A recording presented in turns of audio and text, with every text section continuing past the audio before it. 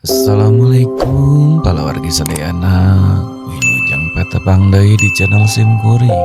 Mugia kalawargi sadayana dipaparin kesehatan tur kabagjaan. Amin ya robbal alamin. Kekuasaan dan Wanita, bab 10.920 dan 10.921. Ketika Watanabe Goro bergegas ke ruangan tempat Kikuchi Kohei ditahan, tubuh Kikuchi Kohei tergantung di kusen pintu kamar mandi. Benda yang digunakannya untuk menggantung diri adalah pakaian dalam termalnya sendiri. Bahan ini, yang dikembangkan khusus untuk daerah kutub, hangat, ramah kulit, bernapas, dan kuat. Kedua kaki celana yang diikat bersama dapat dengan mudah menggantung orang dewasa dengan berat lebih dari 140 pon. Tidak seperti kebanyakan orang yang menggantung diri.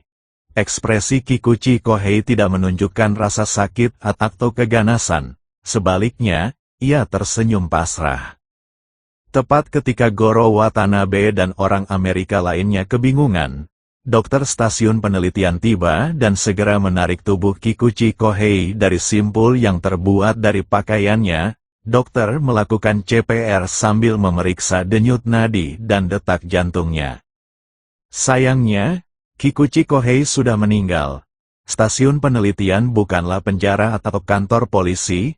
Stasiun itu tidak memiliki ruang tahanan khusus. Setelah menginterogasi Kikuchi Kohei, mereka menempatkannya di sebuah ruangan kosong, meninggalkan beberapa tentara di luar untuk menjaganya dan mencegahnya melarikan diri. Tetapi tidak ada yang menyangka bahwa dia akan bunuh diri. Orang Amerika kebingungan, pejabat militer itu, dengan kesal, berteriak, "Apakah orang ini gila? Apa masalahnya? Bahkan jika kita mengirimnya kembali ke Jepang untuk diadili, jika tidak ada konsekuensi serius, dia hanya akan dihukum 5 hingga 8 tahun paling lama, kan?" Kemudian dia menunjuk Watanabe Goro dan menuntut, "Ayo, katakan padaku, berapa tahun hukuman yang akan dia terima untuk ekspedisi tanpa izin ke Antartika ini?" Watanabe Goro tampak bingung. "Saya tidak tahu. Ini belum pernah terjadi sebelumnya. Itu tergantung pada apakah dia memiliki niat untuk melakukan pengkhianatan. Jika bukan pengkhianatan, hanya eksplorasi tanpa izin, dia seharusnya dihukum kurang dari 5 tahun. Jika itu pengkhianatan, dia mungkin akan dihukum mati." Pejabat militer itu mencibir, "Jangan menakut-nakuti kami. Pria dari gunung itu, si penembak, hanya mendapat hukuman penjara seumur hidup, kan? Kikuchi Kohei ini, yang kembali diadili, tidak mungkin mendapat hukuman mati, kan?" Watanabe Goro berkata dengan canggung, "Apa yang Anda katakan tidak sepenuhnya tidak masuk akal." Pejabat militer itu menunjuk tubuh Kohei Kikuchi dan bertanya, "Karena dia kemungkinan besar tidak akan dijatuhi hukuman mati, mengapa dia bunuh diri?"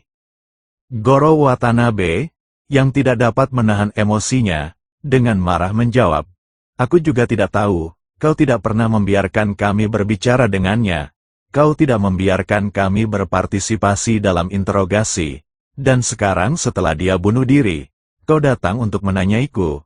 Aku juga ingin menanyaimu, apakah kau menekannya, atau menyiksanya untuk mendapatkan pengakuan?"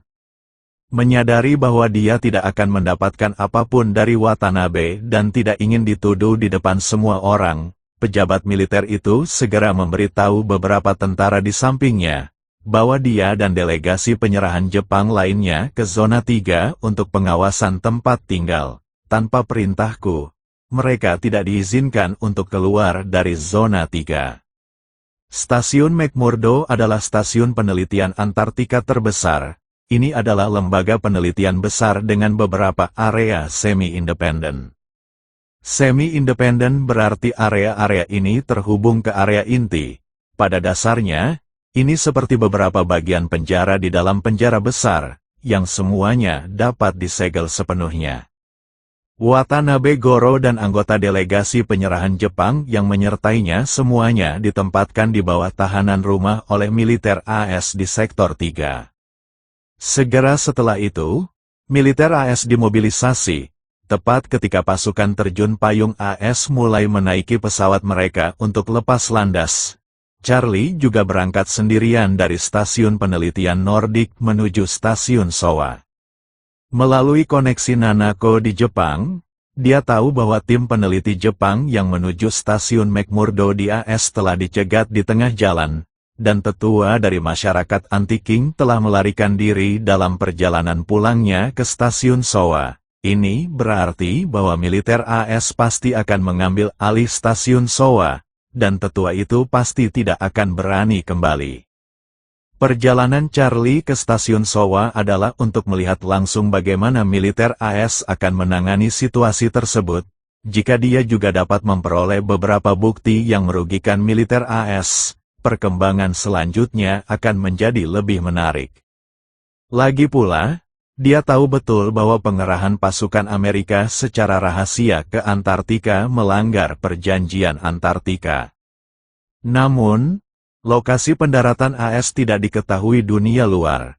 Beberapa stasiun penelitian asing dengan tim penelitian ilmiah yang ditempatkan di Antartika berada jauh dari lokasi pendaratan, dan karena cuaca, mereka jarang pergi jauh. Oleh karena itu, rencana militer AS kali ini adalah datang dan pergi secara diam-diam, berusaha agar dunia luar tidak mengetahui bahwa mereka telah berada di sana.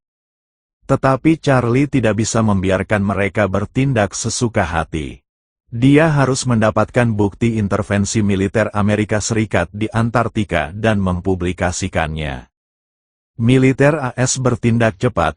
Mereka menyelesaikan pengumpulan personel dan peralatan, serta perawatan dan persiapan lepas landas pesawat angkut, hanya dalam waktu lebih dari 2 jam, dalam cuaca yang sangat dingin seperti itu. Efisiensi ini memang mengesankan. 2 jam setelah pesawat angkut lepas landas, mereka tiba di stasiun Showa di Jepang. Hampir 100 Navi SEAL dan beberapa kendaraan tempur infanteri terjun payung di dekat stasiun Showa dan kemudian mengepungnya. Tim peneliti di stasiun Showa masih melaksanakan tugas eksplorasi yang ditugaskan oleh Wu Bolin.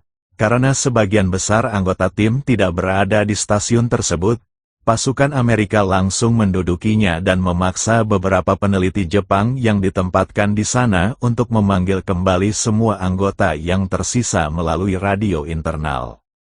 Namun, para peneliti Jepang yang ditangkap sangat setia kepada Wu Bolin, percaya bahwa mereka sedang menjalankan misi yang ditetapkan oleh Guru Guanghan dan lebih memilih mati daripada mengkhianatinya, bahkan dengan senjata yang diarahkan kepada mereka. Tidak seorang pun dari mereka yang mau menyerah. Komandan Amerika, yang marah, segera memerintahkan tentaranya untuk menyiksa para peneliti Jepang. Beberapa tentara, yang masih agak ragu, berbisik, "Tuan, kami menyerang peneliti Jepang di stasiun penelitian Jepang tanpa alasan. Bukankah ini akan menyebabkan insiden diplomatik? Ini Antartika, bukan Timur Tengah." Komandan militer AS meraung, "Bagi kami orang Amerika, apa perbedaan antara Antartika dan Timur Tengah selain iklimnya? Bahkan di Eropa, jika orang-orang itu berani menentang kami akan menumpas mereka. Presiden mungkin akan segera mengirim pasukan ke Greenland, dan kalian para pengecut yang tidak berguna tidak akan punya kesempatan untuk mendapatkan penghargaan saat itu."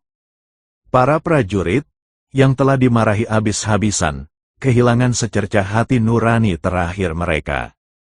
Jika seorang prajurit dianggap pengecut oleh atasannya, peluangnya untuk naik pangkat sangat kecil.